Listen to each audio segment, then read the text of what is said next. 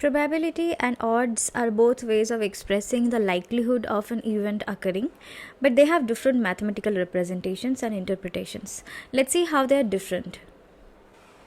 Probability is a measure of the likelihood of an event occurring, and it is expressed as a value between 0 and 1. It is often represented as a fraction, decimal, or a percentage. The probability of an event happening is calculated by dividing the number of favorable outcomes by the total number of possible outcomes. For example, if you roll a fair 6-sided die, the probability of rolling a 4 is 1 by 6, or approximately 0.1667 or 16%. Odds represent the ratio of the probability of an event occurring to the probability of it not occurring.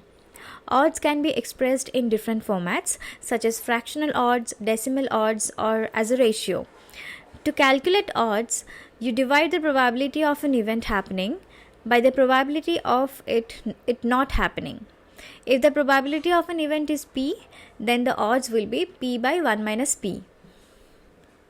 For example, if the probability of winning a game is 0.25 or 25%, the odds of winning the game would be 0.25 divided by 1 minus 0.25 or 0.25 divided by 0.75, which is 1/3.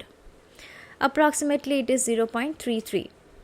So in summary, probability is a measure of the likelihood of an event occurring on a scale from 0 to 1, while odds represent the ratio of the probability of an event happening to the probability of it not happening.